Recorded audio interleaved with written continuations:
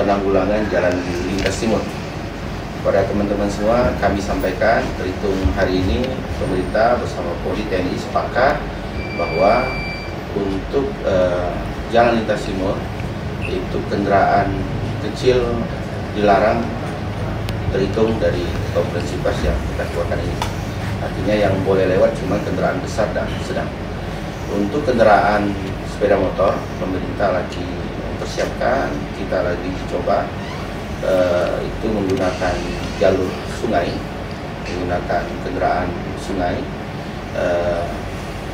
Pemerintah akan siapkan kendaraan sejenis kapal atau lebih dikenal cai di sini, yaitu dengan 5 unit yang kapasitasnya rata-rata 10 sampai 15 motor per unit, dan itu disiapkan gratis baik seluruh masyarakat maupun pelajar, dan disiapkan juga kendaraan khusus split untuk pasien-pasien yang emergensi darurat, dan untuk ambulan kita siapkan juga trado untuk mengangkut khusus ambulan.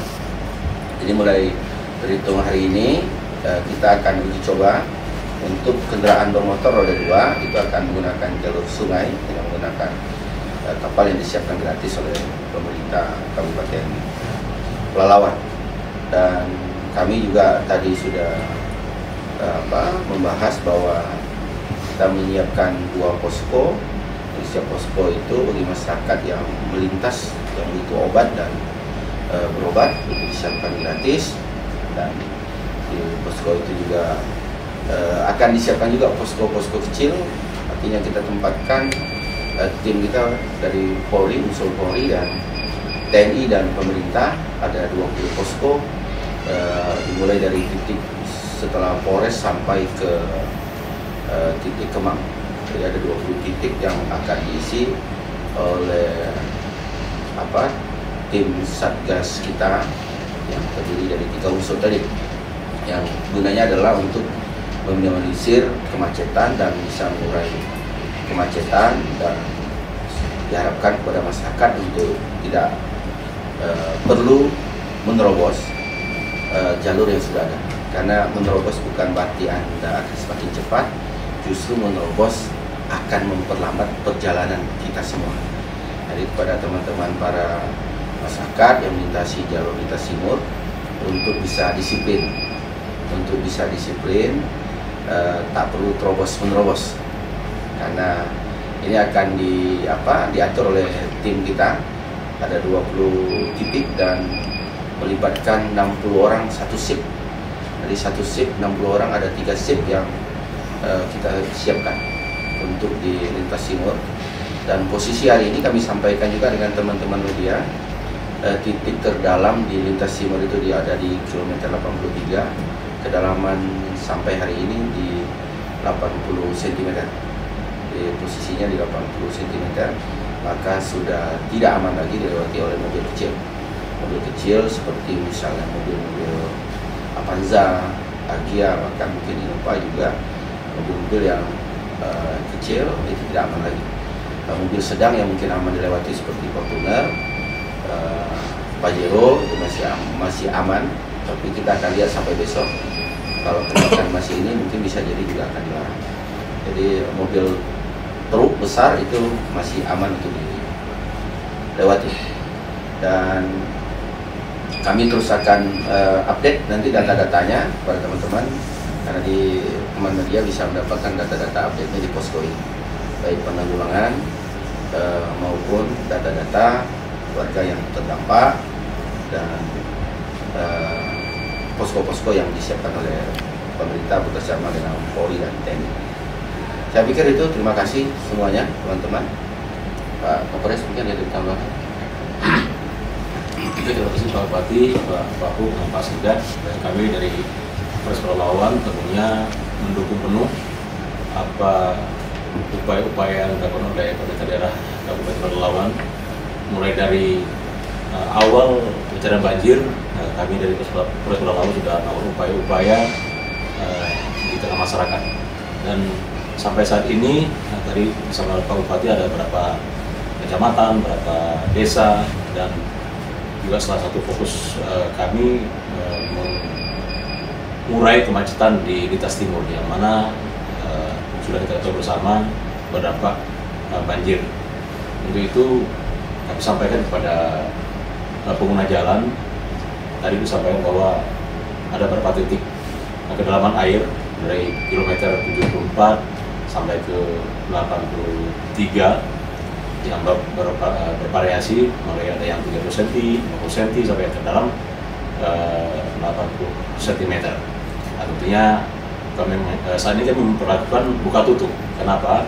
Karena yang pertama ada titik tertentu tidak bisa dilalui dua arah. Yang kedua, dari beberapa hari sampai saat ini terjadi ada kendaraan yang terperosok, ada kendaraan yang mogok. Nah, ini yang menyebabkan juga tidak bisa dibuat dua arah. Nah, itu kami menghimbau para pengguna jalan mungkin bisa mencari alternatif lain untuk sesuai dengan tujuan pengguna jalannya. Nah, kemudian yang kedua tentunya patuhi petunjuk ataupun arahan petugas di lapangan, menghindari untuk membuat jalur sendiri yang tentunya mengakibatkan kemacetan total. Itu kami menghimbau pengguna jalan untuk taati peraturan ataupun petunjuk dari petugas. Kemudian tadi disampaikan Pak Bupati dari pemerintah daerah, kepolisian, TNI, kita ada beberapa pos-pos titik yang kami tempatkan personil dari masing-masing instansi. Kami kepolisian ada 20, dari TNI 20, dari PNI 20, 60 orang semuanya, ada 3 shift, menjadi 3 shift, yang mana 1 shift. Jadi ada 8 jam dan petugas yang ada di lapangan siap selama 1 kali 24 jam untuk melayani masyarakat. Saya kira demikian yang dapat saya sampaikan. Semoga kita berdoa air yang menggenang atau banjir cepat surut. Terima kasih. Baik, teman-teman. Saya tambahkan lagi, saya tegaskan untuk trado ambulan itu semuanya gratis disiapkan oleh pemerintah. Dan terakhir mungkin dalam waktu dekat kita juga lagi memantau kondisi pasar, walaupun alhamdulillah inflasi pelalawan yang paling rendah di Provinsi Riau. Tapi kita lagi melihat kalau dampak banjir di lintas timur ini yang berdampak terhadap arus barang dan orang ini, maka pemerintah akan melakukan pasar murah di beberapa titik yang akan disiapkan oleh pemerintah. Nanti akan datanya akan kita sampaikan kembali di kawan-kawan media. Saya pikir itu, terima kasih semuanya. Nanti teman-teman boleh mengikut, nanti kita mau melihat. Pak Bupati, kira-kira bisa tidak diprediksi kapan berakhir ini? Ada tidak data kita? Ada kabar baik hari ini bahwa ketinggian di PLTH turun dari 140 turun ke 1 meter. Ya, mudah-mudahan ke depan bisa semakin turun. Ya, tentu kita tidak bisa prediksi karena ini cuaca. Tentu ini kuasa ilahi, tidak bisa lagi keluar prediksi kita. Apalagi kita juga memprediksi 1, 2, 3 hari. Kalau sekarang pasang mati, kemungkinan pasang 1, 2, 3 hari akan kembali ini besar, jadi kemungkinan akan bisa jadi akan naik. Apalagi kita juga lagi menghitung kalaupun kita, karena di posisi di hulu baik di Kampar maupun sampai ke Sumbar itu cuacanya masih belum meyakinkan kita. Kalau di Kampar juga belum surut, tentu surutnya pasti akhirnya akan ke sini juga. Jadi kemungkinan kita masih memprediksi mungkin ya mudah-mudahan cepat lah. Saya nggak mau prediksi yang kalau menyangkut ini, kita doanya kan banjirnya cepat surut, udah itu aja request kita. Izin Pak Bupati, kepada Allah ya. Baik. Dengan kondisi sekarang sudah ada penetapan status untuk Kabupaten Pelalawan sendiri? Kalau penetapan status kita sudah tetapkan, sudah penetapan status siaga. Tapi untuk darurat kita belum bisa, karena memang ada standar-standar untuk menetapkan darurat itu. Jadi tidak bisa, walaupun memang di lintas timurnya sudah sangat darurat, Tapi ini karena dia menyangkut, kalau banjirnya berbeda lagi, karena jalur perhubungan ini kan berbeda lagi. Jadi kalau secara aturan kita belum bisa menetapkan. Ya Pak Sekda, jadi belum bisa menetapkan. Yang lain ada lagi upaya upaya dari pemerintah sendiri untuk antisipasi korban-korban banjir ini. Habis itu untuk jalan yang terendam di desa Kemangsa apa tuh yang kita lakukan gitu? Karena kan ada masyarakat berat dengan pungutan 100.000. Ya, makanya kalau yang pungutan 100.000 tadi kita siapkan alternatifnya dengan angkutan sungai. Angkutan sungai ini ada 3 keuntungan yang didapat oleh masyarakat. Satu, bahwa diperkirakan 1 jam waktu mereka ngantri lebih mereka menikmati perjalanan itu lebih pendek. Kalau ikut dengan jalur lintas timur sekarang sudah 3 jam sampai 4 jam antrinya.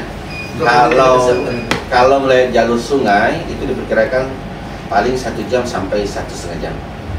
Dan yang kedua, keuntungan kita adalah kita bisa mengurai kemacetan di lintas timur. Yang ketiga, masyarakat bisa menikmati itu dengan gratis. Itu dia. Jadi ada 3 keuntungan yang kita dapat. Satu, bahwa jamnya lebih pendek, artinya antriannya tidak perlu 3-4 jam. Mereka naik truk juga itu menghabiskan waktu 3-4 jam. Maka kita alihkan lewat sungai. Ini lagi uji coba hari ini. Sekarang ada berapa pasien? Ada 2 pasien yang mau melahirkan dan lagi kritis yang dibawa menggunakan Fucai. Dari nanti kita akan sama-sama melihat itu. Pelabuhan masuk di mana? Kalau di Kerinci, ini lagi harus disampaikan juga kan? Pastikan. Tapi kemungkinan di Jembatan Kembang. Oh, Jembatan Kembang. Kalau di Kemang. Keluarnya di mana? Titiknya. Saya kasih tahu pun kawan-kawan tidak tahu titiknya. Oke. Berapa unit kita siapkan dulu? Untuk 5 unit yang kita siapkan. Oh, ya. 5 unit dengan kapasitas 10 sampai 15 orang. 15 motor. Oke? Siap. Oke.